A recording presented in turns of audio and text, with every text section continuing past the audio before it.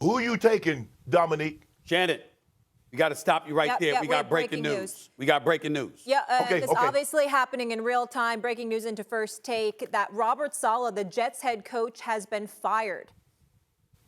I'll get you more details as they come in. But yes, Robert Saleh, again, the New York Jets head coach, fired. Obviously, they had a tough loss across the pond against the Bills at 2-3 record. Stephen A., your reaction? Oh, Roll the tape. Shannon, didn't I say about a week or 2 weeks ago, I don't know if he's going to make it through the season?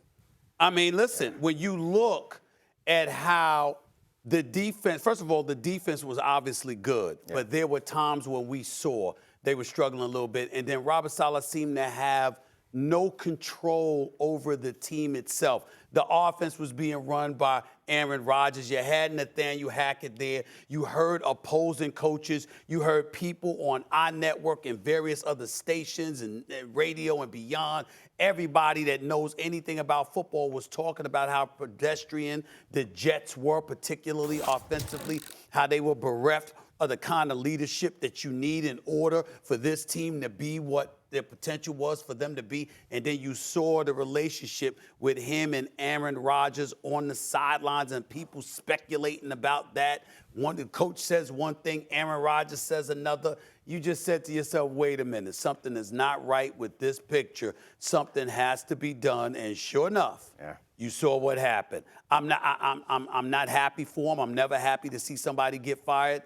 But I'm not going to lie, this doesn't surprise me one bit. It doesn't surprise me, but I'm wondering what they think this fixes. And this is a reflection on the Jets to me more than it's a reflection on Robert Saleh. They brought in Aaron Rodgers and they essentially undercut all of Robert Saleh's authority. So yeah, he got fired, but he got fired because you guys left him out there hanging. I'm not saying he's some great coach, but he had no chance in this situation. And there's nothing about what's happening on the field to me that suggests that it's going to get better now that they got rid of Robert Saleh. But they must think that they have an opportunity to save the season, Shannon, right? Obviously, they wouldn't have done it right now. Molly, before I address that, Stephen A., I got to push back on you. Robert Saleh didn't lose the team. Aaron Rodgers undercut this man by not coming to mandatory minicamp. And we heard the mumbles. We heard people outside saying how that looked. Because mandatory, well, I think they just stick then they put that word mandatory. Mandatory has always meant the same thing, Fox. You know what mandatory means. They have one of those where you are required. The others are voluntary. We know what voluntary means. We know what mandatory means. The moment that Aaron Rodgers did that, Robert Saleh had no control because the guys are looking at him. This guy's supposed to be our leader. This is the guy that we're supposed to count on. Hold on, you mean to tell me because I don't want to hear nothing about Nathaniel Hackett because you never gave Mike McCarthy the credit. You like Aaron Rodgers is winning these games in spite of McCarthy, and you gave a little credit. So, boy, this is a bad look on Aaron Rodgers. He doesn't realize how bad this looked. Can you imagine Tom Brady later in his career getting a coach fired? Can you imagine Peyton Manning later in his career, a coach getting fired on his watch? Your guy, Stephen A., that bad man has become more problems than he's worth. And people need to acknowledge that. He hasn't played well. The defense is doing their part. They're not historically great, but Aaron Rodgers has not been good. Okay, that's fine. I'm not going to completely disagree with you that. No problem. Let us not let Aaron Rodgers off the hook, especially after his 3-interception game against Minnesota. We got that part. He hasn't looked great, hasn't played great, no problem. But you, Robert Saleh, you knew what the conditions were when Aaron Rodgers was brought on board. And I'm going to say this to you. If you know what needs to be done in order for your job to be maintained, I'm saying we watched him, Shannon. We watched him, Don, where we looked at him like, could you be a bit better? Could you be a bit more assertive? Hell, you're going to lose anyway if it continues to go this way. Do something. And on too many occasions, you looked at him and you just said, Shannon, Dom, y'all know this better than me. Those guys that look and behave like coordinators instead of head coaches. You know what I'm saying? I mean, do you get my point there, Shannon? I'm like, there's some people that when you put them in a position to be leaders of men, That is where they struggle. Whereas when you're overseeing a unit as opposed to the franchise, it's a little bit less on, a lot less on your shoulders, and you seem to be able to handle it better. He didn't get the job done, and we could make excuses and defend him. He didn't get the job done. Robert Saleh, that is. He's gone. They can't blame him anymore. Right. We move on from Robert Saleh. The problem with the firing of Robert Saleh for me is not that I think that Robert Saleh is the reincarnation of Vince Lombardi. It's that this is not the problem with the team. The problem with the team is that they stink on first and second down, and they're asking Aaron Rodgers to get in the DeLorean and go back to who he used to be on 3rd and 8 and 3rd and 10. And the result on third downs this weekend was turnovers. Was the 3 picks were on 3rd down.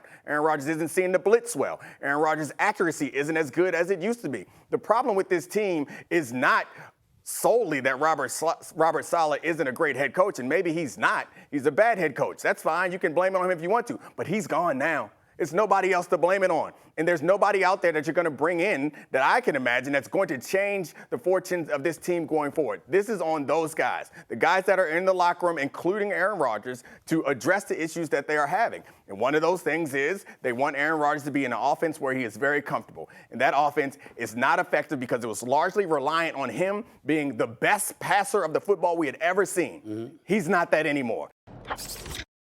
But see, the problem is that when you bring one of those guys in, he has to be a leader and he has to be willing to lead. You look at Peyton when he got to Denver. Yeah.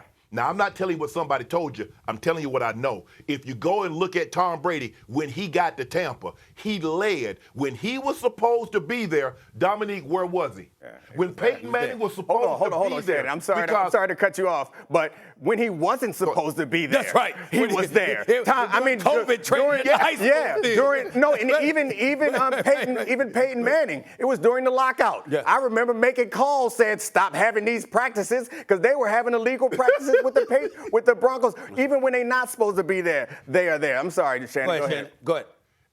And you remember Tom Brady? He got kicked out of a park during COVID because he was working with his receivers. Now we got everything. There is no COVID restrictions. You're supposed to be there. You need to be getting timing with Garrett Wilson. You need to be getting timing with these guys. And then you get into the game and you wonder why it's not clicking. It probably would have clicked if you'd have got some time in, but everybody made excuses. He's a 4-time MVP. He doesn't need to be there. Okay.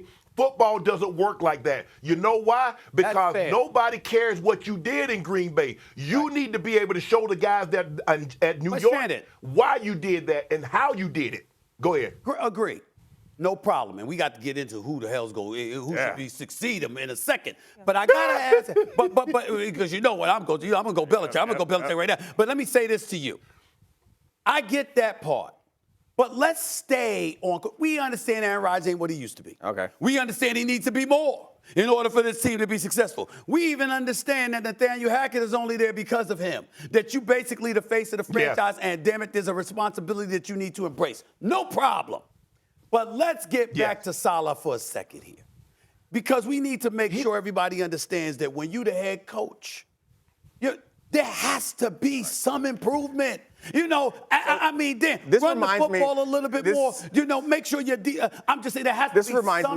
He has some accountability. Some accountability as the head coach. Shannon. This reminds me a lot of the NBA, which I think where the stars of the team have so much power that we recognize that the coach on the org chart is probably lower. That's not normal for the NFL. Normally, the quarterback is beneath the coach. Yeah. But in NBA, you often feel like, the coach kind of works for the quarterback. And this is kind of what happened to Robert Saleh. So I don't give him an excuse that he allowed them to take all of his power and he lost control of his team. He had to figure out how to get that job done. And that's what he was unable to do. He couldn't get Aaron Rodgers on the same page with him because the culture of the team is dependent on the leader. Hold on, Don. You're right. But here's the other part. You also got to take a look at the team, even with Zach Wilson as your quarterback. Yeah. When Aaron Rodgers was out, you got to take a look at your team and how they looked overall with you as the head coach. Defensively, it speaks for itself. But to have no answer, no shred of innovation, no anything. I don't want to feel like I'm only defending Robert Saleh, but we know that Nathaniel Hackett was hired. And the issue with this team, last year, in the last year was not that the defense was a problem. The issue with the team was the offense. Right. And Totally. it was a hire that he didn't want. And then the issue with the team this year is the offense. Again, a hire that he didn't want. So, like, yes, you're the head coach. I'm not going to defend you. You deserve to do better. You should get fired. But we have to understand all the context in this situation. Is not only on Robert Saleh. Guys, hold that thought 1 second. I want to bring in our Adam Schefter, who broke this news. Adam, good morning. Do you have us?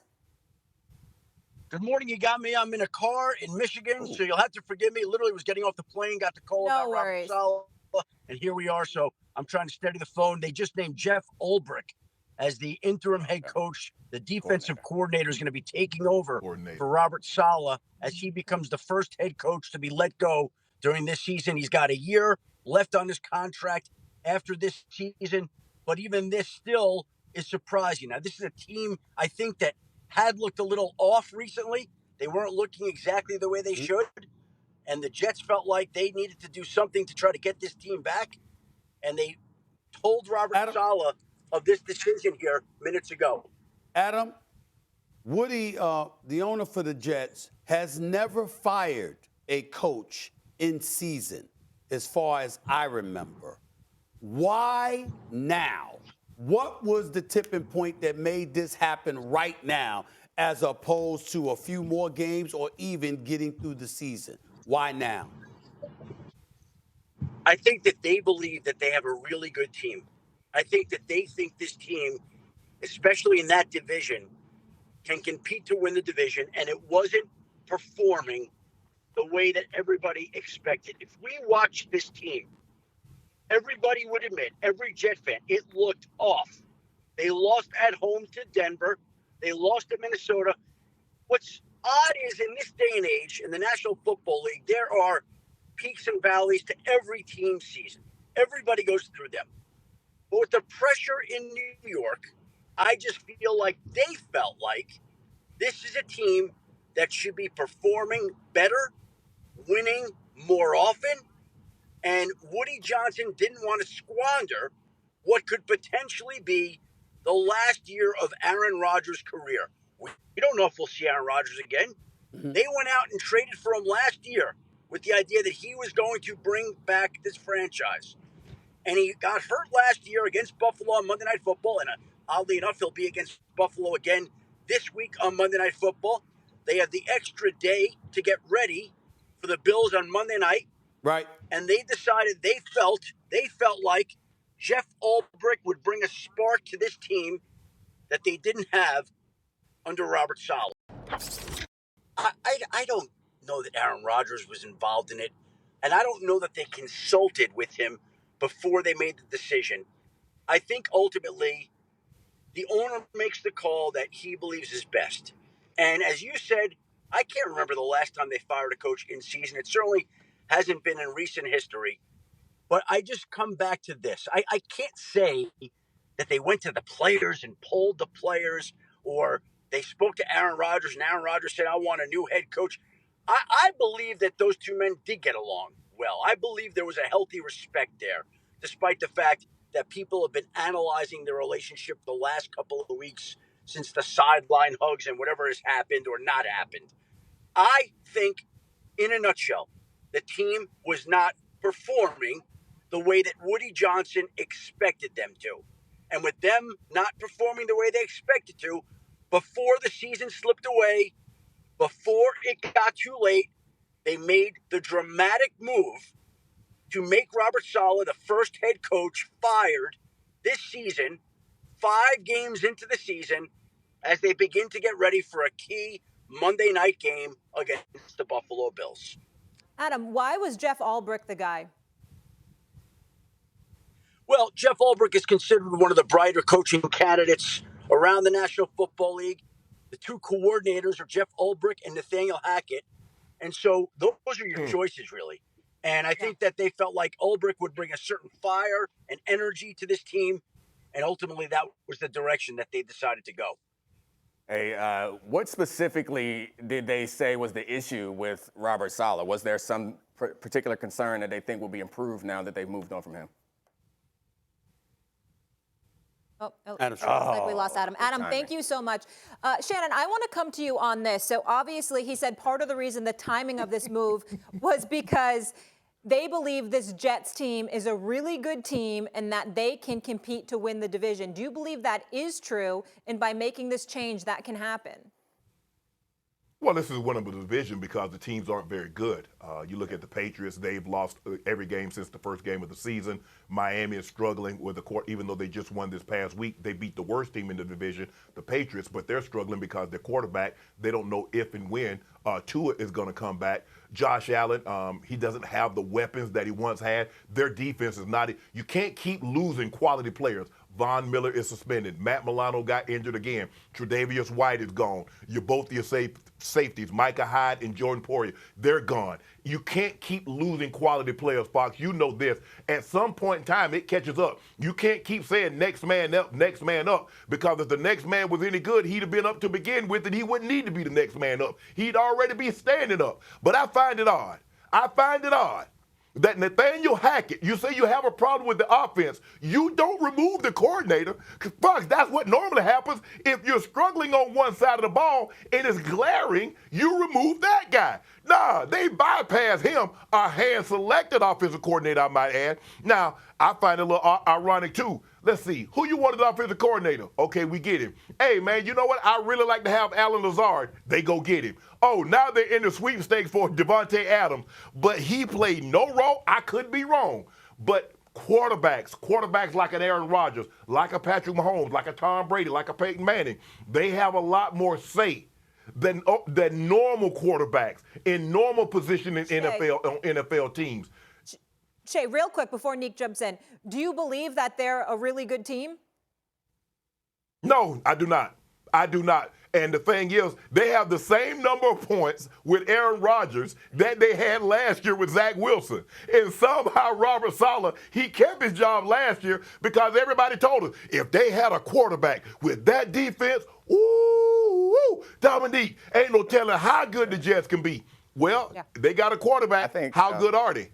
I think that they're a really talented team, but they're not a really good team. Okay. And I think that it's obvious, the analogy I made earlier about a star on an NBA team, like we recognize that there are no major moves made on that team without the star being aware of it. So Aaron Rodgers, I do believe they had some consultation with Aaron Rodgers. It wouldn't make sense for them not to. But this raises the pressure on Aaron Rodgers because that was the scapegoat. There's nobody else now. This is your team. This is all on his responsibility. So what they do in this moment from this point forward will determine whether Aaron Rodgers came here was a success or failure. And it's on Aaron Rodgers mostly to figure this out. And they're not going to blame Jeff Ulbrich, the defensive coordinator, who's now the head coach. They're not going to blame the offensive line or the receivers or Garrett Wilson. It's going to be on Aaron Rodgers. So they've made a situation where the pressure is super high on Aaron to end his career in a way that most of his career has been great. But it doesn't look like it's shaping up because I keep going back to why. Like, what do you think is going to be solved? What was Robert Saleh doing in that building or on the sideline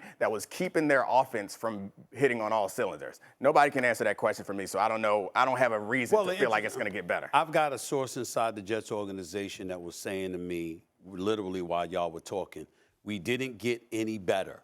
We were stale. We weren't getting better. And what I'm saying is, it has me asking this question, especially after listening to you and Shannon.